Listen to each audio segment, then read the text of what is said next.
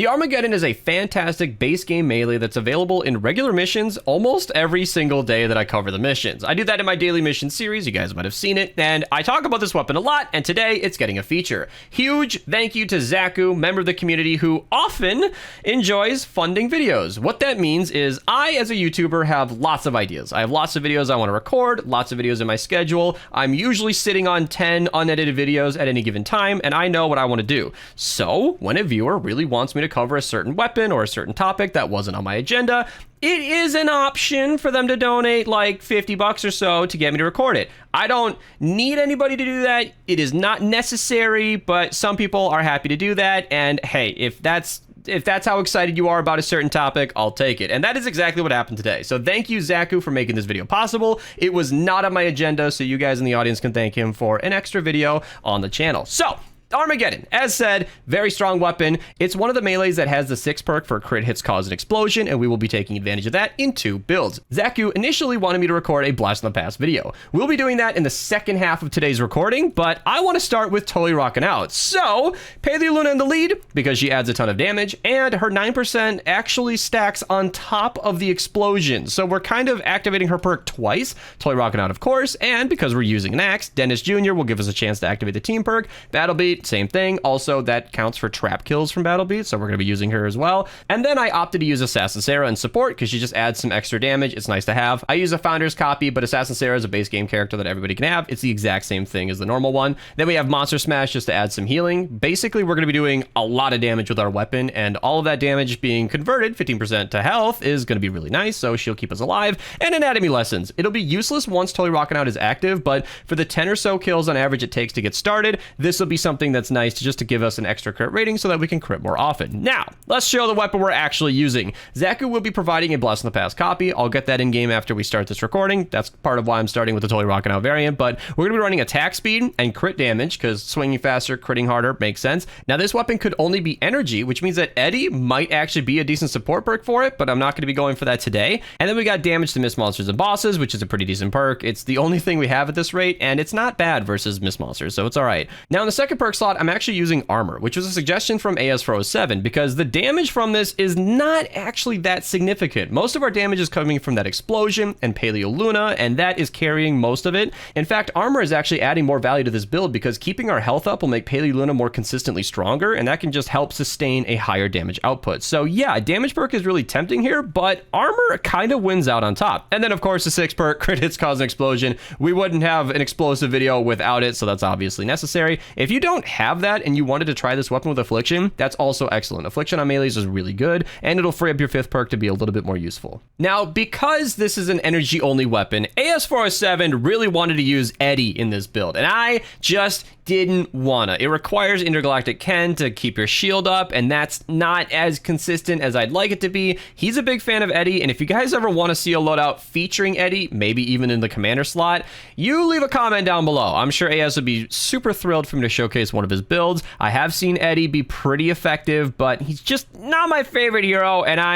I just don't wanna this time. So we're using a build that is nice and consistent. This is a classic Totally Rockin' Out build. AS407 is the melee expert in our community. That's why I keep mentioning him, and he helped me put this build together. So yeah, let's hop in game, try out this build. Comment down below if you guys ever want to see an Eddie loadout. Thank you again for Zaku. Let's get the action started. All right, hopping in with the Totally Rockin' Out build, activating the health boost just to make Paleoluna 25% more effective. All right, beginning the defense. Here we go. So, first and foremost, we need to get Totally Rockin' Out active. So I got traps down over here, and we picked a mission with a nice funneling because I want all the enemies to be coming to me. The more enemies that we can hit with each swing, the more chance we have to crit because every single individual enemy has their own chance to crit. So you can see with lots of enemies in my face, it's actually critting fairly well often, and as long as my perks are actually getting activated, or at least my team perk is being activated by the traps doing damage, I can go ahead and crit nice and often. Super good. It took us 3 games to get like a solid layout where I could actually showcase this weapon effectively, because if you're not getting lots of enemies in one swing, it can be really tough. The Armaggeddon is not the best crit hits cause an explosion weapon in the game. I would say the Stormblade is, and the math concurs. So, you know, link to that video down below if you guys want to check out some more crit hits cause explosion action after this video is over, because that one is insane. But Zaku really wanted us to showcase the Armaggeddon, and I can see why. It's actually a really strong weapon. It's why I spent 3 games dreams getting a good mission for you guys, because it was not looking as strong as I knew it could be. We were stuck in a wide open desert with enemies everywhere. I had to track down every single kill, and they had slowing pools. It was brutal, and I said no. I scrapped the whole recording because I knew this weapon was better than that, and I didn't want to showcase it at its worst because it just wasn't fair. So here we are, and I'm showing you guys exactly what I wanted to show you, because it's actually pretty decent, as long as you can get the enemies in one place, that is. So I also wanted to say that for a weapon that is a base game weapon, it's nice to see it doing this well. You can get the Armaggeddon as a day one player. It is available in missions almost weekly. I think I said daily in the intro, but it is almost every week. We have a regular mission that's just available to maybe not every power level, because sometimes it spawns in Twine, but sometimes it spawns in Stonewood, and you can just pick it up and go. Now, you might need a decent loadout, as I showed, to really get this thing off the ground, but hey, once you've got what you need, it's actually pretty decent, and even with Affliction, you shouldn't need all the support that a crit explosion melee needs. That's part of why we're using Paleluna in the lead, because she obviously adds her extra health damage to every single swing, but she also adds that on top of the explosion. That was explored more in that Stormblade video, and that's also why we got the Pylon. The Pylon gives you 25% more health, and having 25% more health means Paleluna is just giving us 25% more damage. It's a really good bonus to have, and obviously having more health in general means we're staying alive more often, and you guys are currently seeing why I use that armor perk in the beginning, because damage from the weapon is nice, but you can see that we're just going down in health so slow. I am standing in acid pools as I speak, and with Arlene Iza and these constant enemies coming in and just reactivating my health, because Arlene Iza, she adds 15% to your health. It's awesome. Now we got the storm involved as well. I tried to start this mission ASAP as possible, just so that I wouldn't have so much darkness on the screen, because when I'm trying to grab thumbnails, I don't prefer that. But hey, we gave up on the deserts just so I could show this weapon at its best, and assuming you can see it, you know, hopefully you're not watching in the bright sunlight on your phone outside. As long as you're not one of those people, you should be good. Also, don't do that. If you're watching on your phone outside, I experience this as a Pokemon player all the time. You can catch the reflection of the sun super easily, and that's not good for your eyes. You know, don't look into the sun, okay? All right, don't do that. But I am extremely satisfying with what you guys are seeing. Ironically, not getting smashers is a good thing. And normally when I'm showcasing a weapon, I love smashers because they are the highest health targets that normally spawn besides mini bosses, and showcasing what a weapon can do to those big boys is really nice. But the Armaggeddon is a weapon that excels at crowd clearing. Its single target damage is fairly subpar, actually, and the fact that I can showcase this weapon versus the normie targets is exactly what I wanted to show, because that's what it's best at. That said, though, once you've got Toy Rockin' Out active and you're critting, we have been able to 3-hit kill Zappy Faces and Takers pretty consistently. Smashers never go down easy. So with this storm change here, we might get a new set of enemies. It would be a perfect time to mention it, all this, if they actually come out. That would be great, but it looks for the second that it's just normal enemies, but I'm gonna ditch this party and go over here. I see dark red on the mini-map, and I just go in, because that is exactly what I want to use to showcase this build. There's a smasher. So let's see. Now that we've shown what this can do versus normal targets, let's see if we can do anything versus a smasher. Like I said, you need Toy Rockin' Out active, and hey, somebody popped a war cry. They must have. Was that a war cry or Rockin' Rift? Because that went down pretty easy eventually. The explosion here can actually take care of the little shielder right there. By the way, technically a miss monster, actually. I'm gonna get out of his way. Fun fact, by the way, if you smoke screen a mini, okay, not really gonna show it now, but if you smoke screen anybody, any enemy, it actually slows them down. I went years without knowing that, by the way. Shocking. It came to the embarrassment of a commenter saying, hey, you should do the smoke screen because it slows enemies down. I said, no, it doesn't. I was 100% confident it didn't do that. They're like, yeah, it does. And I said, no. I loaded up my game and I learned the truth that day. I couldn't believe it. So the slow swing speed of this weapon, one attack speed perk isn't helping, is at play here. Going up against a smasher is really, really tough. We have a decently high crit chance even without Toy Rockin' Out, but the damage is just not there. Without Affliction to add any residual after that, it's really, really tough. But okay, Smokescreen mini boss. Let's see. And Vortex, so he wants us close. This is you know, it's not terrible. It's not terrible. If I have enemies around me supplying us, Toy Rockin' Out, Rockin' Riff, and improving my damage and attack speed, it would be great. But that's not what's happening. So with Paleluna in the lead, I'm going to try a Ravager, which is a little bit more consistent with the perks that it has here. Honestly, not even that much higher. Little million crit on there, no big deal. Yeah, this is not as much. Now, it's... Okay, yeet crap, buddy, please. Okay, little PSA to everybody watching this video. Smokescreen mini bosses will reduce the damage of ranged weapons by about 75%, or is it 90%? Regardless, it's a lot. You should never be using a ranged weapon versus a mini boss. You will do significantly less damage, and your teammates might make fun of you, and I wouldn't blame them. So yeah, you should always use a Storm King's Ravager or whatever the best melee you have is. That will do more damage to a Smokescreen mini boss almost regardless of your loadout. That's my public service announcement to the community. So this weapon is about to break. Either we finish this mission early when it breaks, or we play this one out, and I shouldn't have said anything, but we're going to be moving on to Zaku's copy after this match, or after this one breaks, whichever one happens first, and that's when we'll have a little bit more fun, because Blast from the Past should be a little bit more consistent. We will no longer be relying on crits as much. We'll be running a crit rating perk, and with Pele Luna as our primary offense, that'll be a lot more consistent. Pele Luna is present in this build, but she is present in a Toy Rockin' Out setting. So with that team perk, she's not going to be adding as much damage as as Blast from the Past. She'll be adding a third of her normal damage. So I generally favor Blast from the Past builds when it comes to melees, just because they're a lot more consistent. It's usually based on swing speed and just farming Luna, to be honest. So that's honestly my preferred, and that's actually what Zaku originally wanted to showcase. So I think we've actually pretty much seen what we need from this. I said end of mission or weapon, whichever's first, but the enemies are pretty scarce right now, and I think we got the gist. So, ooh, you know I'm not going to ignore this. Here we go. A healing hole in the middle of a crowd of enemies? Oh, yeah. Easy cleanup. I don't know where all the enemies went, but they're gone now. So, yeah. Let's cue the next game and check out the Blast from the Past loadout. A friend asked me, as a little boy, was your mom super strict with you? And I said, my mom was never a little boy.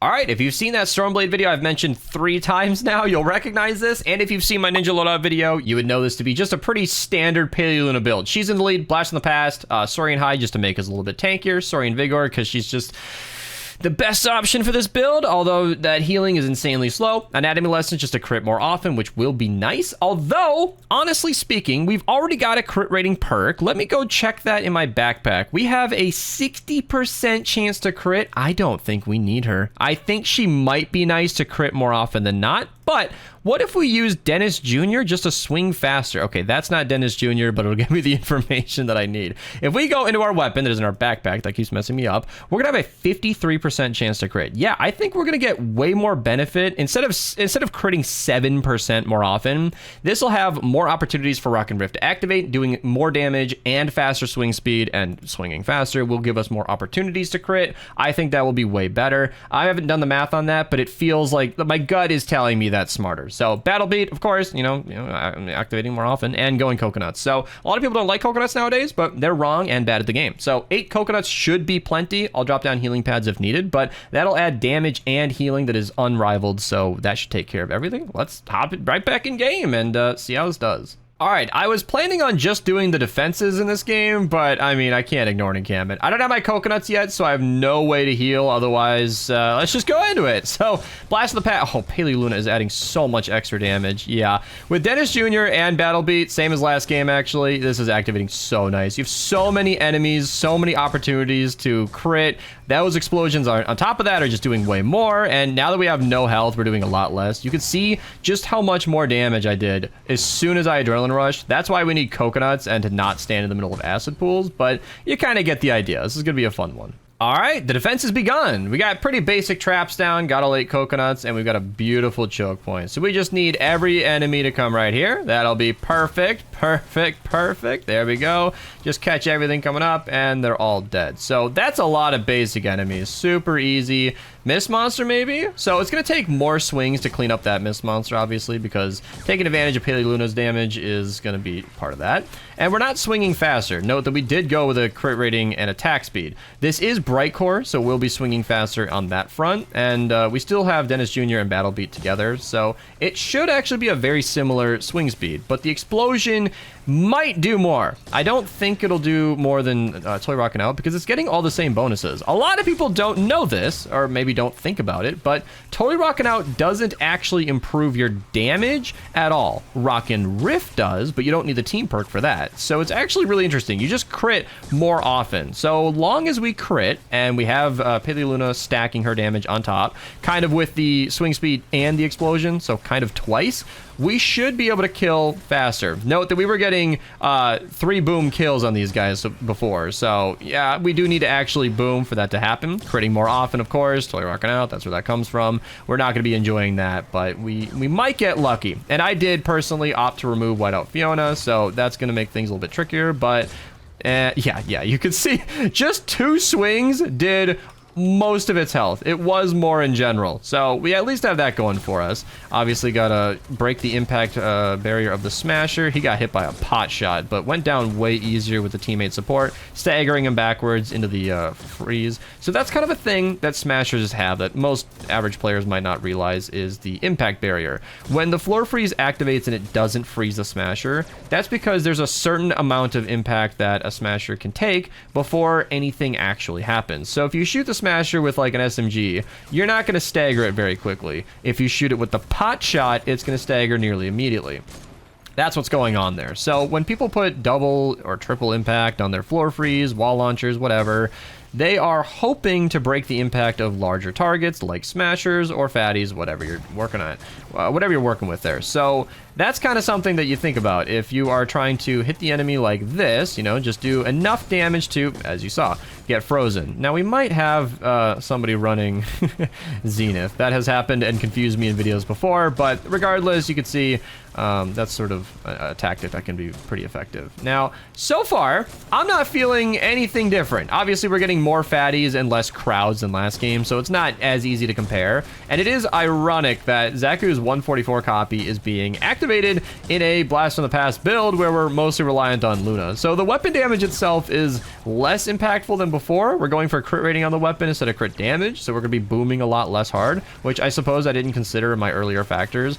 Critting for 135% more damage is fantastic, although with the 2 mist monsters you just saw, you wouldn't have noticed it. There may be a defender in play helping me more and, you know, kind of skewing my results here. We are trying to win this mission as much as I'm trying to showcase this axe, but you guys can see, as a base game weapon, you know, I say that because you would think in all video games ever, it's the event weapon, it's the out of season weapon, the one you can only get from the event llamas, that would be the better version of whatever you should be using in any game ever. But the fact that this weapon is regularly available, there are a lot of noobs who might be watching this video right now that has the Armaggeddon in their inventory and they've recycled many times and had no idea that, hey wait, it's actually pretty good. So if you guys have ever, you know, had this weapon in that situation and you put it aside, I recommend picking it up. Now that right there was not me being lazy, okay? That was not me forgetting to eat coconuts. That was me just demonstrating how weak a weapon can be when Paley Luna doesn't have full health. You know, maybe I showed the replay of how many hits that took.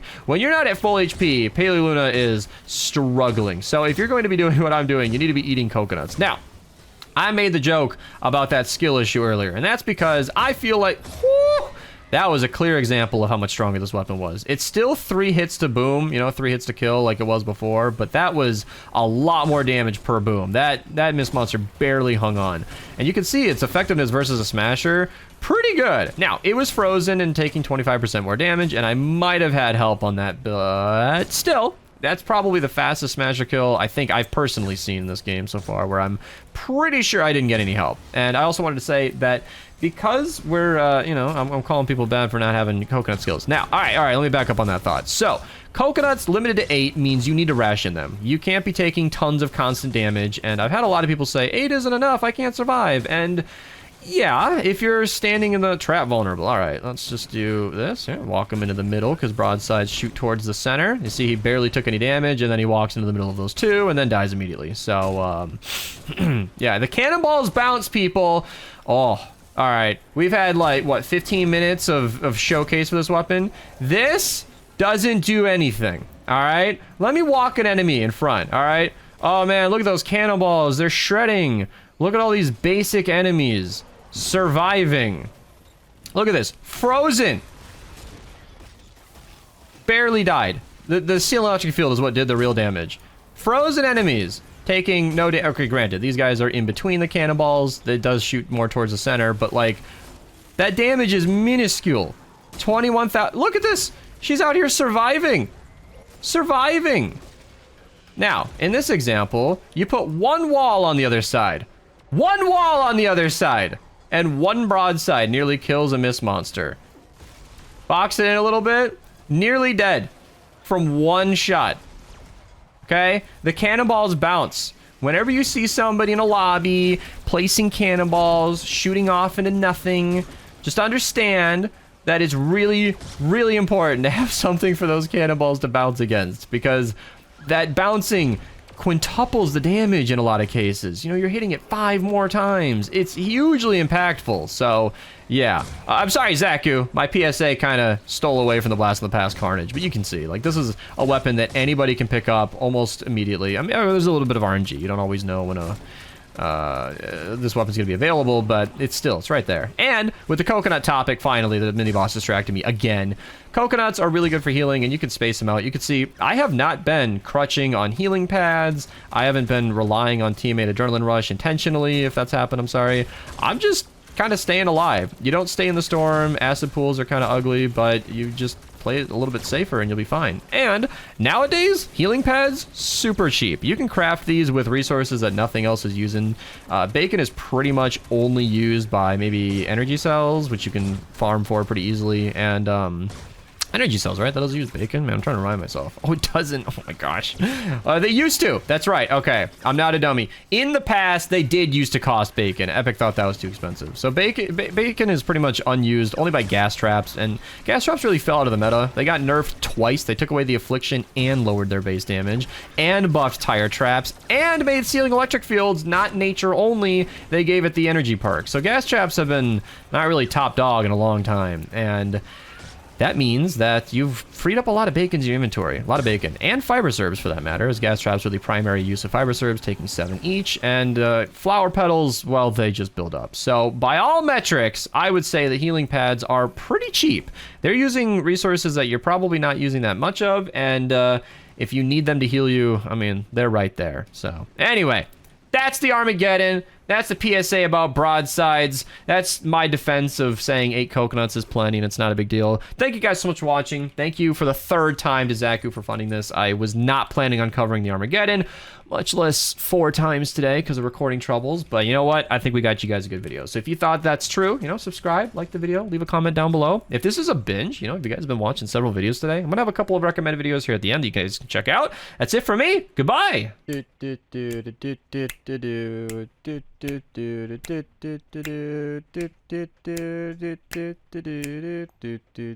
then